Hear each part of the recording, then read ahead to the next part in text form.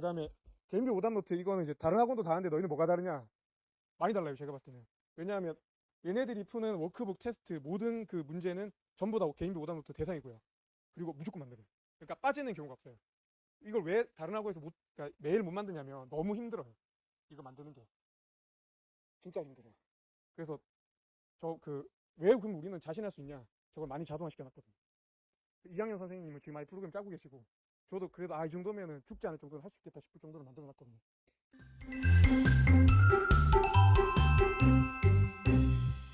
수학 가르치는 손정환이라고 하고요.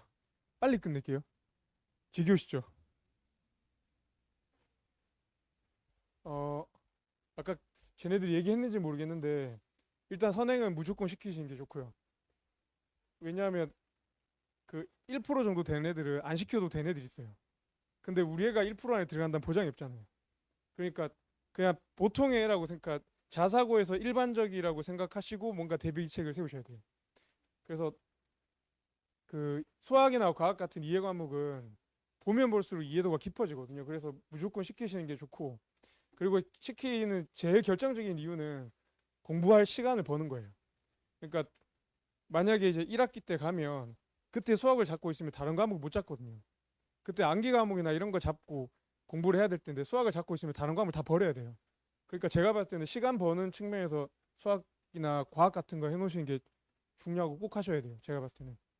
그리고 그럼 이제 뭘 공부해야 되냐? 일단은 1학기 때 공통 수학 1, 2를 나가니까 그건 당연히 해야 되고 2학기 때가 대수인데 대수까지는 무조건 해야 돼요. 왜냐하면 대수를 안 해놓으면 여름 방학 때 한 2주 정도 듣고 대수 시험을 보러 가야 되거든요. 못 따라가요. 절대로. 그리고 대수를 안 들으면 무조건 기본반으로 들어가야 돼요. 그래서 그때부터 이제 다시 쌓아야 되기 때문에 처음 쌓는 거라서 너무 시간이 많이 걸려서 대수까지는 무조건 하시고 보내셔야 되고요. 그리고 만약에 하나를 더 하면 제가 봤을 때 확통하는 게 나을 것 같아요. 미적은 내용이 좀 간단해서 그 킬러 문제가 있긴 있지만 내용이 간단해서 금방 끝낼 수 있거든요. 근데 확통은 왜 하면 좋냐면 확통이 경우의 수 순열 조합의 뒷부분이기 때문에 확통을 하면 공통수학 1의 그 세 번째 단원인 경우의 수가 커버가 돼요. 왜냐하면 경우의 수보다 훨씬 깊게 공부하는 거라서. 그래서 만약에 하신다면 확통이 좀 더 나으실 것 같고 크게 상관없다 하시면 그냥 미적분원 하셔도 상관없고요. 그리고 이거 하시라는 게 학원에서 수업 들으시라는 게 아니고요. 그냥 시키고 보내시라는 거예요. 그러니까 수업 안 들으셔도 되니까 인강이든 뭐든 얘가 공부를 시켜놓고 보내시면 돼요. 예. 그러니까 이거 돈벌이 때문에 이거 하는 게 아니에요. 얘기하는 게 아니에요. 이거는. 그리고 그럼 공부를 어떻게 해야 되냐? 이제 부일고는 주로 수학의 바이블이 교재였는데 그 부교재 문제에서 그냥 아무 문제나 랜덤하게 딱 찍었을 때 풀이가 바로 생각나는 정도. 그리고 그 정도면 충분해요. 그러니까 어떤 문제를 찍더라도. 그러니까 그 검사를 하시고 싶으시면 어떻게 하시면 되냐면 뒤에 약간 난이도 있는 문제 있잖아요. 거기에서 그냥 랜덤하게 한 10개를 찍은 다음에 풀어보라고 시키시면 돼요. 그렇게 해서 이거 다 했는지 안 했는지 검사하시면 되고요. 그리고 그 저기 부일고 기출이나 부교재나 아니면 그 수능 평가원 교육청 문제 전부 다 그런 식으로 시키시면 되고요. 그리고 일단은 그 구체적으로 어떻게 하냐면 일단 한번 문제집을 쫙 풀어요. 그리고 거기서 틀린 문제만 쫙 뽑아가지고 또 풀어요. 그럼 거기서 또 틀리는 문제들이 생겨요. 그걸 한 5번, 6번 정도 하면 웬만하면 다 풀어요. 근데 그래도 아마 마지막에 한두 문제 정도는 남을 거예요. 근데 그것도 계속 보면 결국은 돼요. 그러니까 인간은 계속 하다 보면 머릿속에 이제 그게 각인이 되고 그리고 점점점 이제 뇌구조가 효율적으로 변하기 때문에 훨씬 이해도가 깊어지고 속도도 빨라지거든요. 그래서 그런 식으로 시키시면 되고 그냥 막무가내로 달려들고 그러니까 예를 들면 개념 원리 한 권 쭉 풀고 그다음에 센 쭉 풀고 고정의 쭉 풀고 이러면 안 쌓여요. 제가 봐도 그거는 비효율적인 방법이고요. 그다음에 입학 전까지는 뭘 해야 되냐? 일단은 그 공통수학 원투를 하시는데 좀 깊게 공부하셔야 돼요. 그러니까 너무 얕은 수준으로 하면 애들이 부유고 문제랑 너무 다르다고 나중에 후회를 많이 하거든요. 그리고 부교재는 보통 바이블로 나오는데 블랙라벨 정도는 같이 하는 게 좋을 것 같고요. 블랙라벨이랑 고쟁이랑 난이도가 약간 비슷해요. 약간 살짝 높은 게 블랙라벨이고요. 그래서 요거 3권 정도는 하시면 되는데 이건 너무 쉬워서 별로 할 건 없을 거예요. 그래도 바이블만 나오는 희한한 특이한 문제들이 있어요. 그런 거는 그 다시 풀 때 걸러지거든요. 그러니까 한 번 더 볼 때 틀린 문제 뽑으면 거기서 이제 또 보게 되니까 아마 이건 빠른 속도로 하게 될 거고 요건 약간 시간이 좀 더 걸릴 거고요. 그리고 교재는 예전에는 막 바뀌다가 이제 최근에는 바이블로 고정되는 추세예요. 근데 이번에는 교육 과정이 바뀌어서 어떻게 될지는 잘 모르겠어요. 근데 제가 봤을 때 바이블보다는 그래도 수준이 약간 높은 거 하시는 게 나아요. 이건 너무 쉬워요. 예, 어렵게 나오면은 바이블 문제는 거의 그냥 거칠애용으로만 나오기 때문에. 그리고 문제를 많이 풀어보는 게 좋아요. 이런 저런 문제를 많이 풀어보는 게 좋은 게 부유고도 문제를 희한한 데 쓴대요. 그래서 그냥 이상한 문제도 막 풀어보고 많이 풀어보는 게 좋고요. 그리고 윈터스쿨은 피할 거 이거 아이고. 제가 이건 왜 얘기했냐면 아까 나왔던 애 3명 중에 한 명이 윈터스쿨 갔었거든요.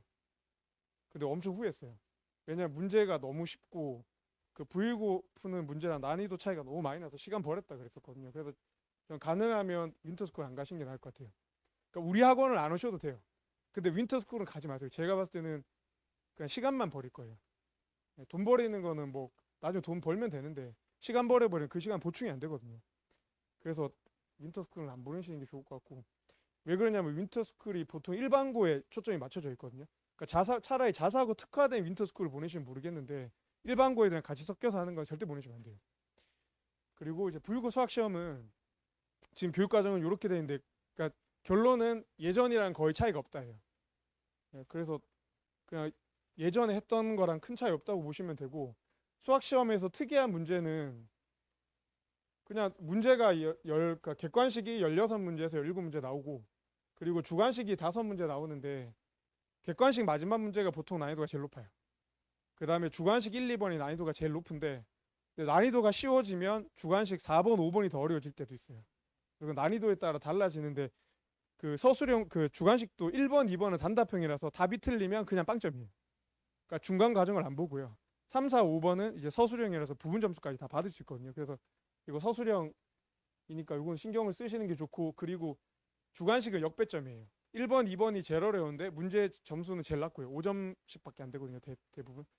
그러니까 보통은 5점, 5점 나오는데 어떨 때는 4점, 9점, 5점, 1점 이렇게 나올 때도 있어요. 그럴 때는 언제냐면 중간고사 때 난이도를 실패한 거예요. 그러니까 너무 뻥튀기 됐거나, 그러니까 얘네들을 변별을 시켜줘야 되는데 못 가릴 때, 그럴 때는 이제 소수점으로 구분하셔야 되니까 그런 식으로 4점, 뭐 9점, 5점, 2점 이렇게 내시고요. 그리고 그 문제 경향은 약간 변하는데 일단 시험 시간은 좀 부족했어요. 그러니까 작년 1학기 기말도 역대급 시험이었는데 정규 1등이 70점 됐어요. 저 처음 봤거든요. 부유고 8년 했는데. 그래서 지금 난이도가 좀 약간 변하고 있어서, 그러니까 문제를 빨리 푸는 스킬도 중요해요. 그러니까 우리 애가 수학 문제를 너무 잘 푸는데 너무 늦게 풀어요. 그러면 성적 안 나와요. 그러니까 수학 실력이랑 관련 있는 게 아니고 빨리 푸는 능력도 점수 나오는데 엄청 중요하거든요. 그리고 부유고 시험은 중학교 도형 고난이도 문제가 막 나와요. 저도 페르마 포인트 몰랐어요. 저는 중학교 수업 안 해봐서. 근데 이 페르마 포인트가 중학교 그 영재고 가는 애들 준비하는 뭐 KMO나 이런 거 나오는 거거든요. 그런 거 문제 막 내세요. 그러니까 이건 사실 틀리라고 내는 문제거든요. 영재고 준비한 애들이나 그냥 맞출 수 있을 정도일 것 같고, 제가 봤을 때는. 그 다음에 처음 보는 문제 막 이상한 데서 희한한 데서 끄집어내요. 그러니까 외대부 같은 경우에는 그 내용을 최대한 심화시켜서 내시는데 보통 경향이, 우리고는 아예 이상한 구석에서 끄집어서 내셔가지고, 근데 그거를 맞추시려고 하면 안 돼요. 그러면 아예 절단 나요 성적이. 그러니까 이번에 그 2학기 중간도 엄청 잘하는 애가 여름방학 때 들어왔어요. 근데 성적이 엄청 안 났어요. 왜 안 나는지 나중에 알았는데, 얘가 자기는 실력이 있다고 생각해서 킬러 문제만 계속 본 거예요. 그래서 얘가 전체 반에서 3분의 1 안에도 못 들어갔어요. 그러니까 너무 킬러를 파시면 완전 독이 돼요. 그래서 그냥 적당히 버릴 거는 버리시고 일단 최대한 확보할 수 있는 점수부터 다 받은 다음에 남은 거를 노려야지, 100점 맞겠다고 달려들면 큰일 나요. 네. 그리고 최근 부일고 문제 경향이 약간 이제 좀 달라지고 있는데, 원래는 평균 50점 목표였는데 이게 이제 2022년까지 유지됐거든요. 근데 2023년부터 좀 많이 달라지고 있어요. 그 2023년은 1학년 1학기가 좀 쉬웠고 1학기 중간이 좀 쉬웠고 기말이 살짝 어려웠는데 2학기 그 수원 중간고사가 완전 쉬웠어요. 그래서 이거는 무조건 난이도를 어렵게 내시겠다. 왜냐하면 평균이 50점 목표니까요. 근데 중간보다 더 쉽게 내셨어요. 그리고 지금 얘네들 기수는 48기는 계속 시험 문제 이상하게 나왔어요. 그 수트도 어떻게 나왔냐면 그 보통은 이제 수능 킬러 문제를 세 문제 네 문제 정도 내셨거든요. 수투에서는 수능 평가원 킬러 문제도 있으니까 작년에 한 문제도 안 나왔어요. 그 수능 하이엔드라는 그 부교재에서 다 내셨고요. 그리고 확통은 또 중간고사를 엄청 쉽게 내셔가지고 100점이 엄청 많았어요. 근데 기말은 전교 1등이 88점인가 그랬어요. 그러니까 엄청 어렵게 내셨어요. 반에서 75점 정도면 반에서 1등이었어요. 그러니까 그런 식으로 문제가 지금 그러니까 지금 48기는 진짜 희한했고요. 그리고 지금 49기는 어떻게 됐냐? 방금 나왔던 쟤네들은 다시 옛날로 돌아갔어요. 그래서 1학기 웬만큼 어려웠고 기말이 너무 어려웠어요. 그러니까 역대급으로 어려웠고 그 정도로 되면 실력 차이가 별로 의미가 없어요. 그냥 랜덤하게 나와요. 잘 찍은 애들이 성적 막 등급도 잘 나고 이런 식으로 나와버리고 그리고 지금은 과도기라서 난이도의 등락이 되게 심해요. 어떨 땐 너무 쉬웠다가 어떨 땐 너무 어려웠다가 지금 이제 변화는 과도기거든요. 근데 왜 변화하냐면 선생님들이 이제 퇴직하시고 새로운 선생님들이 들어오시니까 선생님들 구성이 바뀌고 있는 거예요. 그래서 이제 문제 출제 경향이 제가 봤을 때는 확실히 예전보다 달라지고 있다는 게 느껴지고요. 그리고 아까 얘기 드렸던 그 얘네 그 지금 48기 수상화 수원 난이도 조절 실패 수능 킬러 문제 다 빼버리고 확통 난이도도 중간이 원래 훨씬 난이도가 어려운 그 단원인데 그건 엄청 쉽게 내시고 기말은 완전 어렵게 내시고 막 그렇게 내셨고요. 지금 예비 고의는 그러니까 방금 제내 기수 49기는 5명 중에 2분이 변동이 되신다는데 아까 다시 물어보니까 확실한 거 아닌 것 같아요. 한 분은 확실하진 않고 한 분은 확실히 퇴직하시고 그래서 이제 선생님들이 계속 바뀌면 문제 경향이 당연히 바뀌거든요. 그래서 그거는 좀 신경 쓰셔야 되고 그 시험 난이도는 절대 선생님 말하시는 거 믿으시면 안 돼요. 제가 8년 해봤는데 이렇게 나온다고 해가지고 그대로 나온 줄 한 번도 못 봤어요. 그냥 원래 그냥 하던 대로 하는 게 제일 낫고요. 그리고 선생님들이 앞으로도 계속 이제 퇴직하실 것 같아서 경향은 계속 조금씩 변할 것 같고요. 그 다음에 시험 난이도는 학년이 올라가면 올라갈수록 수능 문제 비중이 커져요. 그건 왜 그러냐면 당연한 게 공통수어는 그러니까 공통수학 원투는 시험 그 과목이 아니거든요. 수능 과목이. 근데 수원부터 그러니까 대수 미적분원 이쪽은 수능에서 계속 출제됐던 과목이니까 킬러 문제들이 계속 쌓여요. 그러니까 문제집에서도 문제를 만들 때 자기네들이 안 만들거든요. 다 있는 거 끄집어서 내지. 그러니까 수능이랑 평가원 킬러 문제가 많으니까 웬만하면 그걸 가져와서 쓰지 안 만들어요. 새로. 그러니까 블랙라벨은 그걸 했기 때문에 그나마 좀 애들이 푸는 거고 괜찮다고. 그래서 시간이 지나가면 지나갈수록 부일고도 당연히 그 문제풀이 넓기 때문에 수능 문제의 비중이 커지고요. 그러니까 킬러 문제가 안 나오더라도 적당한 심한 문제는 수능 문제로 대체가 돼요. 대부분. 그렇게 되고 그 다음에 난이도는 학년이 올라갈수록 떨어져요. 이거 왜 떨어지냐면 되게 단순해요. 일단은 애들이 탈북하고요. 그러니까 저기 다른 학교로 전학 가버리고 아니면 수능으로 돌려요. 그러니까 1학년 2학기 기말 끝나고 좀 돌리고 2학년 1학기 끝나고 돌리거든요. 그럼 이제 내신 공부를 하는 애들이 비중이 주는 거예요. 그러니까 선생님들도 적당히 문제 쉽게 내요. 그래서 부일고는 미적분 2 문제가 되게 쉬워요. 고3 때 보면. 그래서 그 저기 평균 보면 요렇게 나와요. 그러니까 하는 애들 아예 안 하는 애들. 그러니까 중간에 2층이 없어져 버린 거예요. 이쪽으로 밑으로 밀려가지고. 네, 그렇게 되고 그 다음에 지금 전체적인 난이도는 예전보다는 떨어지는 경향이고요. 근데 이제 이게 과도기이기 때문에 난이도가 지금 출렁출렁거리고 있고요. 그다음에 난이도에 따라서는 어떻게 대비해야 되냐? 그러니까 시험이 만약에 쉽게 내신다고 완전히 공언했고 그렇게 나올 것 같다. 그럼 부교재 중심으로 하면 되고요. 그리고 만약에 좀 어려워진다고 하면 부교재에서 비중은 별로 안 높은 거예요. 그러니까 부교재는 웬만큼 쉬운 문제가 나오고 이상한 구석에 있는 문제를 끄집어서 내시는 거거든요. 그때는 심한 문제 위주로 하시면 되는데 이때도 너무 킬러는 안 하시는 게 좋아요. 너무 킬러는 자사고에서도 잘 안 내요. 시간이 너무 많이 걸리기 때문에. 그래서 그 문제를 보면 학교 선생님 그 부교재 같은 거나 학교 프린트 주시면 딱 보여요. 아, 요 문제는 절대 못 내시겠다. 얘들은 불안하니까 해달라고 하거든요. 근데 보통 그거 해달라고 하는 애는 성적이 안 나와요. 왜 쓸데없는 거 붙잡고 있으니까. 그리고 학교 보충 프린트가 있으면 문제 공부하기가 더 편해요. 예전에는 제가 그것 때문에 스트레스 많이 받았는데 이제 이게 시스템이 점점 관리 시스템이 좋아지면서 그 작년에 2학년 애들은 부교재가 계속 있었거든요. 훨씬 낫더라고요. 공부시키는 게. 성적도 더 잘 나왔고. 그 다음에 성적은 그럼 어떻게 내냐. 제가 내린 결론은 강사가 뭐 아무리 잘하고 교재를 아무리 잘해도 절대 성적 안 나오고요.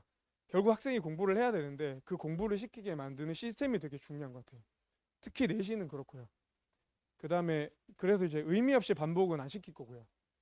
그 다음에 교과서 당연히 그 내용들 수업 안 할 거예요. 왜냐하면 누구나 다 아는 거는 필요 없거든요.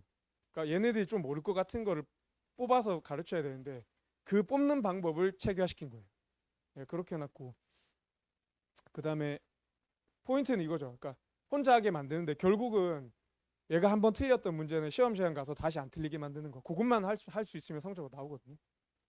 그렇게 하면 되고 그래서 어떻게 했냐? 일단은 학생들 그 데이터를 그러니까 시험 보는 거 워크북 이거를 점수할 수 있는 걸 전부 다 데이터로 넣어가지고 데이터로 관리했어요.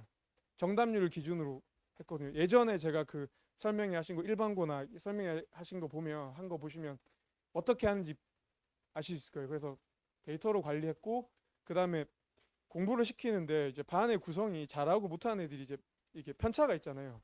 그거를 어떤 특정 난이도에 맞춰서 수업을 못해요. 그 어떻게 할까 하다가 그냥 얘네들 틀린 문제 있잖아요. 틀린 문제만 뽑아가지고 따로 주는 거예요. 워크북으로. 그러면 잘하는 애들 못하는 애들 그 자기 실력대로 받아가니까 그리고 틀린 것만 받아가니까 그걸 계속 반복시키면 성적이 나오거든요. 그렇게 했고 근데 이건 왜 이렇게 했냐면 제가 내신 가르치면서 효과를 봤던 유일한 방법이에요. 이거 말고는 내신에서 효과를 봤던 방법이 아무것도 없어요. 제가 진짜 5만 가지 방법 다 써봤는데 하나도 효과가 없었고요. 요거 딱 하나 효과 있었어요. 그리고 요거 이제 리뷰 시험으로 얘네들이 하는 걸 추적을 당연히 해야 되고요. 관리를 해야 되고. 그래서 이제 이거는 그냥 여러 번 반복해서 한다. 예, 그렇게만 생각하시면 되고. 그 성적은 결국은 얘가 여러 번 문제를 풀고 계속 문제를 풀고 틀리고 하다가 아 이게 내가 이 문제에서 계속 틀리고 있구나 인지할 때 그때 늘어요. 그걸 해야 되고 그 다음에 개인비 오답 노트 이거는 이제 다른 학원도 다 하는데 너희는 뭐가 다르냐? 많이 달라요. 제가 봤을 때는. 왜냐하면 얘네들이 푸는 워크북 테스트 모든 그 문제는 전부 다 개인비 오답 노트 대상이고요. 그리고 무조건 만들어요. 그러니까 빠지는 경우가 없어요. 이걸 왜 다른 학원에서 그러니까 매일 못 만드냐면 너무 힘들어요. 이거 만드는 게 진짜 힘들어요. 그래서 저 왜 그럼 우리는 자신할 수 있냐? 저걸 많이 자동화 시켜놨거든요. 2학년 선생님은 지금 아예 프로그램 짜고 계시고 저도 그래도 이 정도면은 죽지 않을 정도는 할 수 있겠다 싶을 정도로 만들어놨거든요. 그 선택 입력을 해요. 그럼 그걸 다 추려가지고 다 집어넣는 거예요. 그러니까 그런 식으로 해야 얘네들 시킬 수 있고요. 그 다음에 개인비오답부터 이게 얘인데 부유고 7주차 수업을 보면 데일리 테스트 10문제, 수업 교재 25문제, 워크북 1이 38, 2가 37, 3이 7문제, 그 다음에 이전 시간에 그 바로 전 시간에 정답률 49% 이하의 문제 18문제, 클린 시험 6문제, 그 다음에 정답률이 49%에서 71% 사이인 문제가 25문제, 그 다음에 MRT 전체 시험 23문제 총에서 189문제 중에 얘네들이 평균적으로 틀렸다고 그러니까 개인비 오답 노트를 가져간 평균 문제가 31문제였어요. 그러니까 저 181문제를 다 일일이 뽑아가지고 다 집어넣어요. 한 문제씩. 그러니까 얘네 틀린 거 사람마다 다를 거잖아요. 그걸 다 집어넣어요. 그렇게 해서 돌리고 그러니까 못 따라하는 거예요. 이거는 왜냐하면 해보면 엄두가 안 나요. 도저히 저거 못하겠다 싶은 생각이 들거든요. 그리고 제오답 노트도 당연히 만드는 거고 그 다음에 워크북 관리는 어떻게 하냐 그 아까 전에 이제 얘기한 걸 들어보시면 학생이 입력하는 거잖아요. 그러면 얘가 가로로 입력할 수 있잖아요. 속여가지고 근데 그거를 다 잡을 수 있어요. 왜냐하면 문항별 정답률이 다 있기 때문에 문항별 정답이 엄청 낮은데 얘가 맞았어요. 근데 엄청 쉬운 문제를 틀렸어요. 숙제 제대로 안 한 거예요. 그러니까 그런 식으로 다 골라낼 수 있거든요. 그래서 워크북 일단 제대로 했는지 안 했는지 그거를 이제 확인을 하는 게 1차고 그 다음에 부모님한테 그걸 다 발송을 해요. 문자로. 왜냐하면 숙제 같은 게 예를 들면은 3일차에 뭐 워크북 2를 안 했는데 그냥 한 번 발송하고 끝나면은 잊어먹으실 거잖아요. 그래서 할 때까지 계속 문자가 나가요. 전치가 1주차부터 1일차부터 그 날짜까지 모든 시험 문제 누적으로 나오고요. 그리고 워크북 안 한 거는 미제출 목록을 해서 따로 떠요.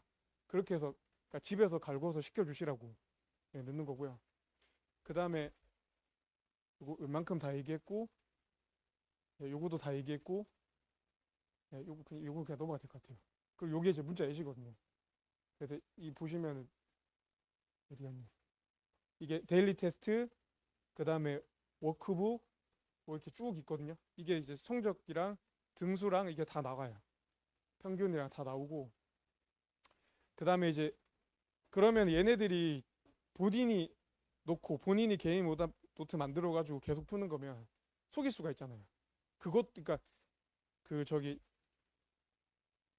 오답을 적고 그 다음에 다시 풀 때는 얘가 계속 다시 푼다 안 푼다를 선택해서 넣기 때문에 그냥 한두 번 하다가 아 이제 난 될 것 같다 그러고 안 할 수가 있어요. 그러면은 그 저기 확인을 못 하잖아요. 그래서 나중에는 어떻게 하냐면 얘네들이 풀었던 문제 중에 전체적으로 정답률이 안 나온 문제를 싹 다 뽑아가지고 나중에 다시 시험을 봐요. 그렇게 하면 얘가 이제 어떤 게 되고 어떤 게 안 되고 웬만큼 확인이 되거든요. 그런 식으로 추적을 다 해야 돼요. 그냥 네가 해서 그냥 만들어주면 네가 알아서 하겠지. 그거 절대 안 돼요. 무조건 타이트하게 짜놔야 되고 그리고 이제 그 왜 리뷰 테스트를 보냐면 리뷰 테스트 보기 전까지는 뭐라고 생각하냐면 뭐 한 번 틀린 거 한 번 정도만 더 보면 되지 이렇게 생각해요. 근데 그거를 나중에 리뷰 테스트를 주고 성적이 한 번 안 나오잖아요. 그러니까 예를 들면 12개 줬는데 한 3개, 4개밖에 안 나면 그다음부터는 좀 성실하게 해요. 그래서 아 내가 생각보다 많이 틀리는 거는 인지시켜 주는 게 중요한 거거든요. 그렇게 하는 거고 그다음에 요거는 이제 개인비 오답 노트 했을 때 그 이제 좋은 점인데 그냥 한마디로 얘기하면 성적이 안정적으로 나와요. 예전보다는. 그거 당연한 게 그러니까 예전에는 틀리면 끝이에요. 숙제도 안 해왔어요. 예전에는. 그 예전에 제가 이 시스템 만들기 전에는 그 숙제를 해온 애들이 전체 애들이 5%밖에 안 됐어요. 근데 지금은 95% 해와요.